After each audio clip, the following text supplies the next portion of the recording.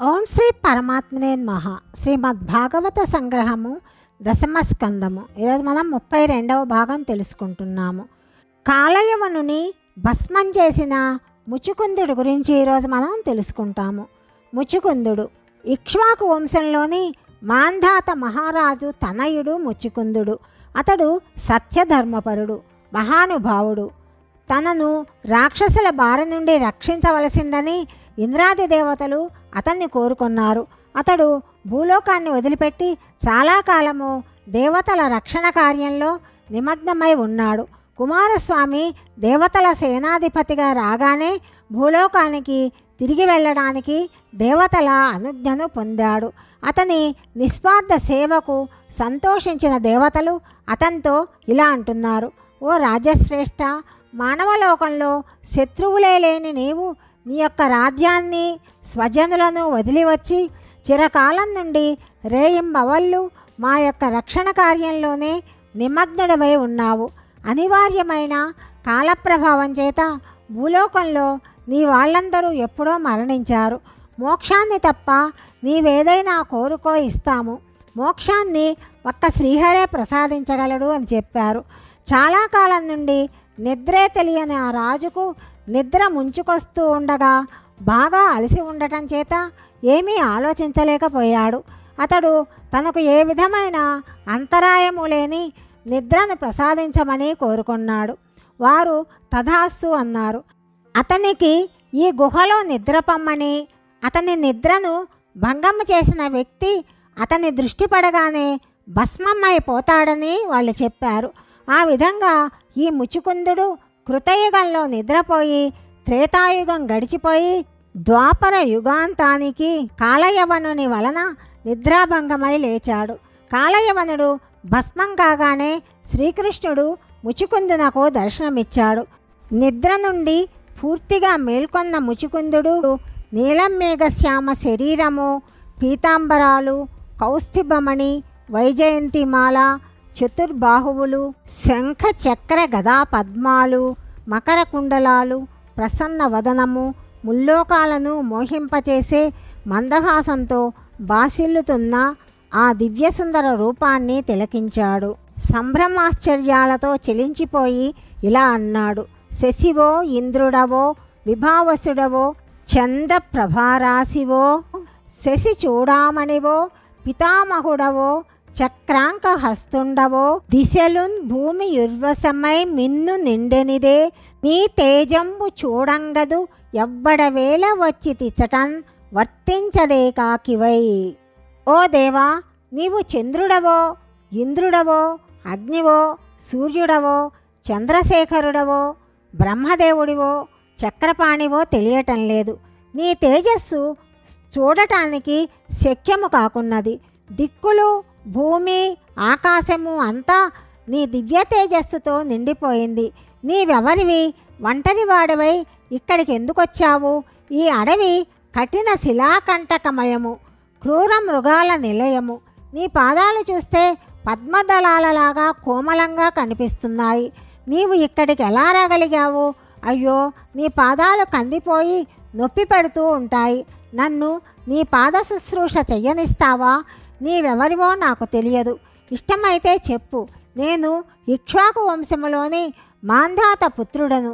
నన్ను ముచుకుందుడు అంటారు.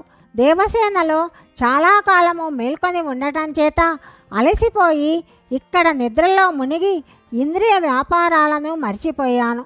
నేను నిద్రిస్తూ ఉండగా ఎవ్వరో ఒక వ్యక్తి నన్ను అనేక మార్లు తన్ని నాకు నిద్రాభంగం చేశాడు. అతడు పాపాత్ముడై ఉంటాడు. నేను చూస్తుండగానే భస్మమైపోయాడు. ఇప్పుడు నారాయణ స్వరూపుడవైన నిన్ను నేను చూశాను. నాకెంతో ఆనందం కలుగుతున్నది. నీ దివ్య తేజస్సును చూడలేకుండా ఉన్నాను. దయతో నిన్ను కన్నుల పండుగగా చూడగల శక్తిని నాకివ్వు అని వేడుకొన్న ముచుకుందినితో గోవిందుడు ఇలా అంటున్నాడు: ఓ పుణ్యశీలుడా, నా జన్మలు, నామాలు, గుణాలు, కర్మలు అసంఖ్యాకాలు. వాటిని గురించి నేను కూడా వివరించలేను. భూభారం తగ్గించటానికి, ధర్మాన్ని స్థాపించటానికి పూర్వము బ్రహ్మ చేసిన ప్రార్థనను పునస్కరించుకొని నేను యాదవ వంశంలో వసుదేవుని పుత్రుడిగా అవతరించాను. నన్ను కృష్ణుడని వాసుదేవుడని కూడా అంటారు. కంసనామంతో పుట్టిన కాలనేమిని సంహరించాను. ఇతర లోకకంటకులను కూడా అంతము చేస్తాను. నీ దృష్టి తగిలి దగ్ధుడైన వాడు కాలయవనుడు. పూర్వము నీవు నన్ను బాగా ఆరాధించావు కాబట్టి నిన్ను అనుగ్రహించటానికి వచ్చాను. ఏమైనా వరం కోరుకో, నా భక్తులకు శోక కారణము ఉండకూడదు అని శ్రీహరి చెప్పగా ఆనందభరితుడైన ముచుకుందుడు పూర్వము గర్గమహర్షి చెప్పినట్టుగా 28వ మహాయుగంలో భూమిపై శ్రీమన్నారాయణుడు అవతరించినట్టు గ్రహించాడు. నందనందనునకు ఈ విధంగా స్తోత్రం చేయడం ప్రారంభించాడు. సర్వేశ్వర, నీ మాయ చేత మోహితులైన మనుజులు ఇళ్ళు, పరివారము, సంపద అనే ప్రలోభాల్లో చిక్కుకొని బహు దుర్లభమైన మానవ జన్మను దుర్వినియోగపరుచుకుంటూ ఉంటారు. శాశ్వతమైన నీ పదభక్తికి దూరమై క్షణిక సుఖాలను వెంబడిస్తూ గడ్డిమేయాలనే ఆశతో గడ్డి మలిచిన నూతిలో పడిపోయిన గోవులాగా సంసార కూపంలో కూరుకొని పోతున్నారు. పరమేశ్వర, నేను కూడా రాజ్యభోగాలతోనూ భార్యా బంధువర్గాల యందు వ్యామోహంతోనూ కాలం వ్యర్థం పుచ్చానే కానీ నిన్ను స్మరించలేదు. కానీ నీ యొక్క అపారమైన కరుణ చేత నాకు దేవతల సేవ చేసే భాగ్యము లభించడం చేత రాజ్యము, సంపదలు, భార్యలు సర్వము వాటంతట అవే తొలగిపోయాయి. ప్రభు, నేను మళ్ళీ ఆ విషవలయంలో చిక్కుకోకుండా నన్ను కాపాడు. నిన్ను మరిచిపోయిన విషయాల ఆలసులను నీవు జనన మరణ సుడిగుండములో పడవేస్తావు. సకల భోగాలతో పోషింపబడిన శరీరము కూడా చివరికి పురుగుల పాలవుతుంది, మట్టి పాలు కావలసిందే.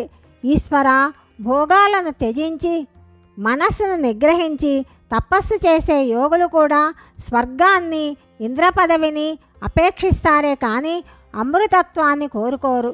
ఎంత దౌర్భాగ్యము! ఈ స్వర్గము, ఇంద్ర పదవి కూడా అశాశ్వతమేనని వాళ్ళు గుర్తించరు కదా.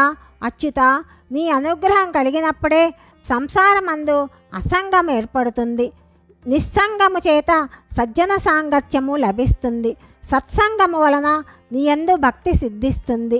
భక్తి ద్వారానే ముక్తి లభిస్తుంది. కృష్ణ, నీ కృపచేత నాకిప్పుడు లౌకిక బంధాలన్నీ తొలగిపోయాయి. నీ పాదసేవ తప్ప నాకు ఇంకేమీ వద్దు. ప్రభు, శరణు వేడుతున్నాను. పూర్వ వాసనలు ప్రభావం చేత ఆశామోహాలు వదలక ఇంద్రియాలకు వసుడై ఉన్న నా యందు కరుణ చూపి నన్ను కాపాడు అని వేడుకుంటున్న ముచుకుందినితో ముకుందుడు ఇలా అంటున్నాడు. ఓ మహనీయుడా, నీ బుద్ధి ఉత్తమమైంది. పరోపకారం చేస్తూ కూడా నీవు ఎలాంటి కోరికలు కోరుకోలేదు. నీకు నా యందు దృఢమైన భక్తిని నీకు అనుగ్రహిస్తున్నాను. నా యందు మనస్సు నిలిపి నీవు సకల కార్యాలను చేస్తున్న కర్మలు నిన్ను బంధించవు. కర్మల చేత నీవు బంధింపబడవు. నీవు రాజుగానున్నప్పుడు వేటలలో చేసిన జంతువధ యొక్క పాపము ఇంకా నీకు మిగిలి ఉన్నది. దానిని తపస్సు చేసి తొలగించుకుంటే రాబోయే జన్మలో సద్బ్రాహ్మణుడవై పుట్టి సకల ప్రాణుల ఎడ కరుణ, మైత్రి, ప్రేమలను పెంపొందించుకొని నన్ను పొందగలుగుతావు. ఆ విధంగా స్వామి చెప్పగా ముచుకుందుడు స్వామికి ప్రణామాలు చేసి ప్రదక్షిణలు చేసి వెళ్ళిపోయాడు. గుహ నుండి బయటకు వచ్చేసరికి చెట్లు, పశుపక్షాలు అతి చిన్నవిగా అతనికి కనిపించాయి. ఇది యుగధర్మము అనుకున్నాడు. ఉత్తర దిశగా పయనించి బదరికాశ్రమం చేరుకొని నారాయణునికై తపస్సు ప్రారంభించాడు. శ్రీకృష్ణుడు మధుర వచ్చి యవనసేనలను హతమార్చి వారు విడిచిన రథాన్ని సంగ్రహించాడు. కాలయవనుడు 3 కోట్ల సైన్యంతో వచ్చి మధురను ముట్టడించినట్లుగా తెలుసుకొని ఇదే అదను అని జరాసంధుడు 23 ఔక్షహిణుల సేనతోటి బయలుదేరాడు. తనను గత 17 సార్లు ఓడించిన ఆ 2 గొల్లపిల్లల పని ఈసారితో ముగుస్తుందిలే అని ఉత్సాహంగా వస్తున్నాడు. కానీ కాలయవనుడు భస్మమైపోయాడని కానీ అతని సైన్యమంతా బలరామకృష్ణుల చేత హతమైందని కానీ జరాసంధునికి తెలియదు.